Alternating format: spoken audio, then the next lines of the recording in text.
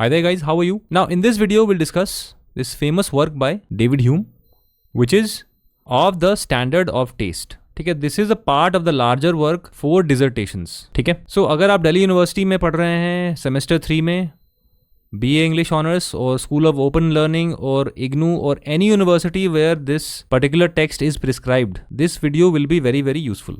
और अगर वीडियो पसंद आए तो definitely subscribe and like. So what is this work of the standard of taste? See this is written in the form of a essay.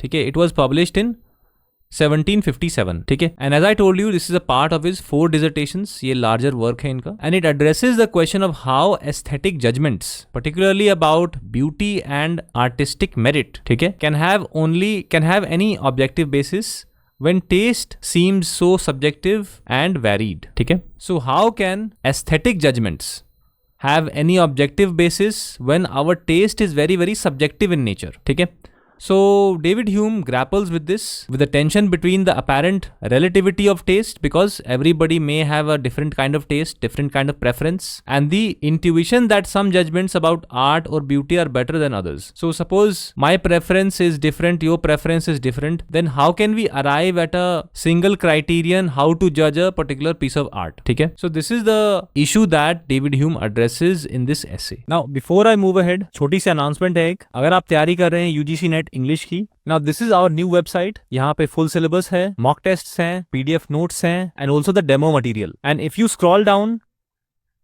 you'll find the entire demo material. You can go through it. और अगर आप UGC net की detailed syllabus देखना चाहते हो, just go here, click here and the entire syllabus is available here.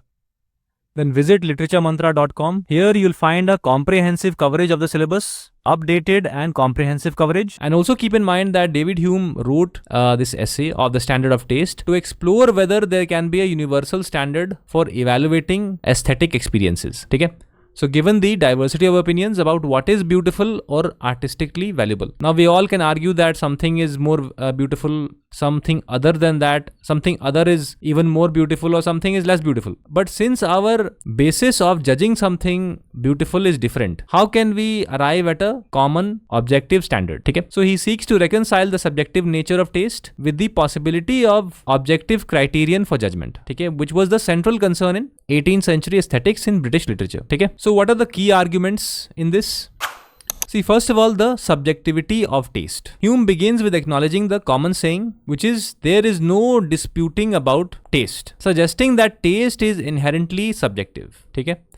People's preferences vary widely due to differences in temperament, culture and experience. बहुत ही valid point है. ठीक है? Our tastes, our preferences are different because culture can be different, temperament can be different, experience can be different. ठीक है? He also notes that judgments of taste are based on sentiment, ठीक है, feeling of pleasure or displeasure rather than reason alone, unlike factual judgments. For example, one person might find a painting beautiful while another finds it unappealing, and neither can be proven wrong in a strictly logical sense. मान लो कि कोई painting है, one person can argue that this painting is wonderful, another person can say that this painting is ordinary or absolutely nonsense.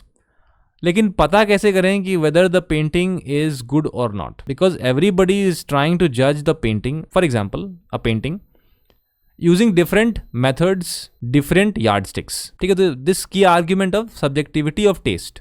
उसके बाद देखो नीचे, the existence of better judgments. ठीक है, despite this subjectivity, Hume argues that not all aesthetic judgments are equally valid.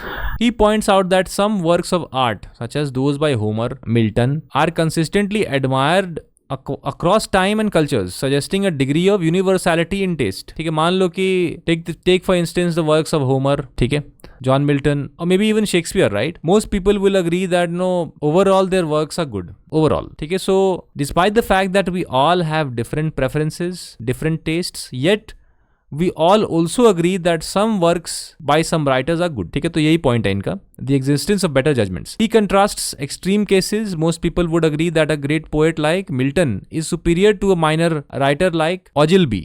ठीक है, Ogilvy, even if personal preferences vary. This implies that some judgments are more reliable or authoritative. मतलब ये कि if somebody doesn't like the works of Shakespeare at all, or doesn't like the works of John Milton at all, or doesn't like the works of Homer at all, या तो उसका judgment ही faulty है. Because how is it possible that great works, great epics of Homer, or great poems of Milton, or plays by Shakespeare, how can anybody not like it for the literary merit? ठीक है, you can dislike the story but literary merit उसमें है. ठीक है, उसके बाद देखो नीचे, the role of the true judge. ठीक है, this is also a point that David Hume discusses. ठीक है, to resolve the tension between subjectivity and objectivity, Hume proposes the concept of the true judge. ठीक है, true judge और ideal critic.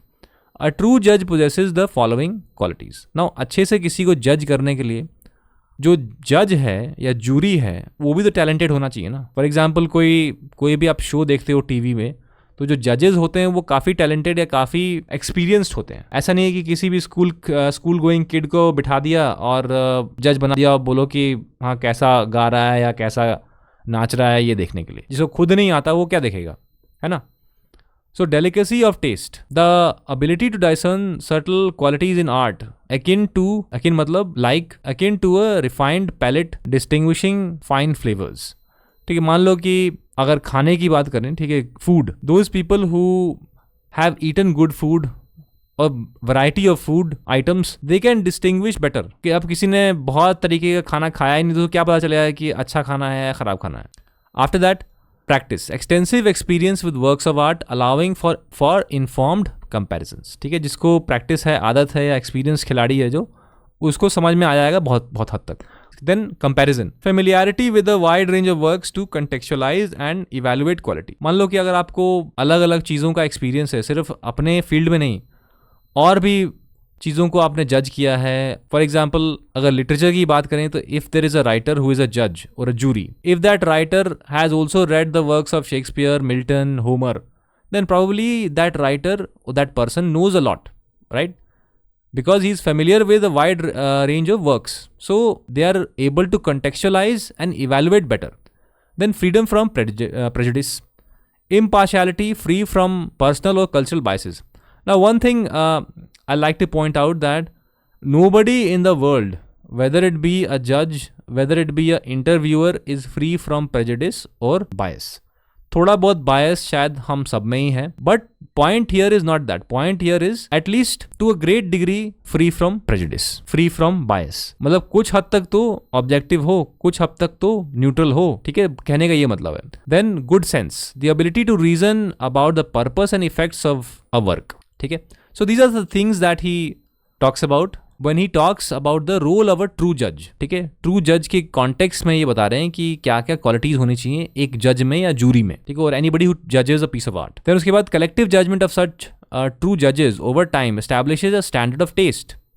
This standard is not absolute or universal in a metaphysical sense, but emerges from shared human responses and refined critical practice. ठीक है, उसके बाद देखो the limits of the standard. Hume acknowledges that even true जजेस, मतलब अगर true जजेस भी हैं, they may differ in their preferences due to individual temperament. True जजेस भी तो इंसान ही होते हैं ना.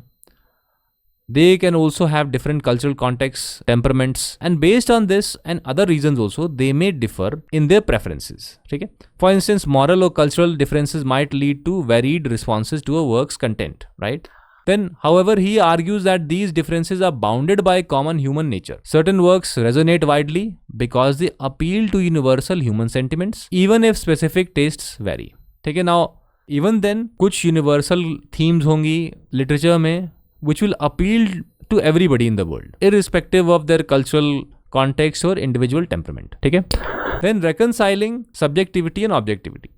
So Hume's standard of taste is not rigid, not a rigid rule नहीं है, but a practical guide है ये, based on the consensus of qualified critics over time. Now it is very sensible, it is a very sensible point that he is raising, that कम से कम जज करने के लिए कुछ qualified critics होने चाहिए. Qualified in the sense, कुछ तो experience हो, कुछ तो knowledge हो, before you actually become a judge, before you actually become a jury. ठीक है, so it allows for diversity in taste while maintaining that some judgments are more discerning or justifiable. ठीक है, so इस चीज पे ध्यान देना that he is not talking about making a rigid rule but just a consensus of qualified critics. So बहुत सारे critics हो, उनका एक consensus हो या उनके बीच में फैसला हो कि कौन सा वर्क बढ़िया है या हाउ टू जज अ पीस ऑफ वर्क. ठीक है, सो मान लो कि इंस्टेड ऑफ हैविंग वन जज, लेट्स हैव 10 जजेस, then we can have a variety of opinion, a diversity of opinion. ठीक है, एंड ओवरऑल एक अच्छा जजमेंट मिलेगा. ठीक है, कहने का ये मतलब है. So rather than having one जज गिविंग द इंटायर ओपिनियन कि हाँ कोई चीज सही है या गलत है, क्यों ना 3 जजेस हों, 5 जजेस हों, ठीक है। उसके बाद देखो the standard emerges empirically through observation of what endures in human appreciation rather than through abstract principle. So empirical है ये, ठीक है, it's not based on some abstract principle but it is just common sense, it can be measured। ये तो experience से भी हम बता सकते हैं कि हाँ this is a logical way of judging things। उसके बाद देखो so what is the significance of this essay?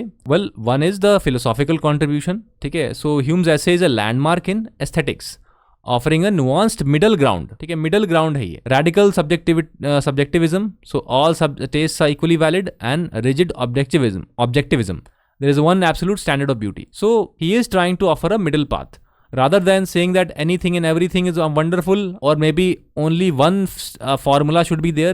he is saying take a middle path, ठीक है, which is very sensible, ठीक है।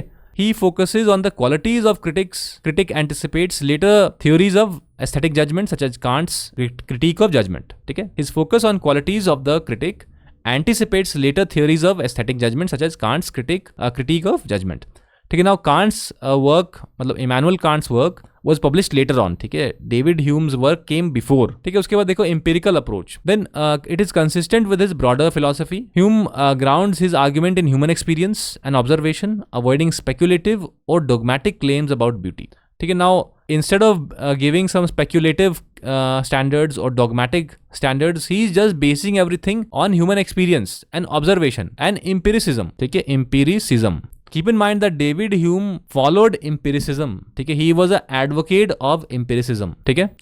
उसके बाद देखो the essay influenced subsequent aesthetic theories, remains a key text in discussion of taste, criticism and philosophy of art। It also resonates with modern debates about cultural relativism and the evaluation of art, ठीक है। Now in modern times we talk about having different cultures judge things differently, but even then we can have a middle path, we can have a middle ground, ठीक है। So as a quick recap, what is this essay about? That taste is rooted in subjective sentiment, ठीक है। taste or preference is rooted in subjective sentiment, but not all judgments are equally valid। Now कहने के लिए ठीक है कि everything is based on preference, but इसका मतलब ये नहीं है कि कुछ भी प्रेफर कर लो तो सही हो जाएगा, ठीक है। After that, a standard of taste emerges from the consensus of qualified critics, ठीक है। consensus की बात कर रहे हैं ये, consensus of qualified critics with refined sensibilities and impartial judgment। At least अगर कोई इंटरव्यू में बैठे या कोई जूरी में बैठे, मतलब इंटरव्यू के टाइम, ठीक है, मान लो कि कोई आपका इंटरव्यू ले रहा है तो 5 इंटरव्यूअर हों जो क्वालिफाइड हों, या किसी शो में जा रहे हो तो जो जजेस हों वो क्वालिफाइड हों, एक्सपीरियंस्ड हों, ठीक है। So this standard is not absolute but reflects shared human responses to art tempered by experience and reason, ठीक है। थोड़ा सा एक्सपीरियंस भी यूज़ किया इन्होंने, थोड़ा सा रीजन भी यूज़ किया इन्होंने, ठीक है। So Hume allows for diversity in taste while arguing that some works and judgments have enduring and near universal value, ठीक है। He also says that yes, we can have a diversity in taste, but there are some works such as the works of Homer, Shakespeare, Milton and so on, which can be universal in value, ठीक है, which can have universal appeal, ठीक है। And also remember that video पसंद आया तो subscribe button definitely दबाना,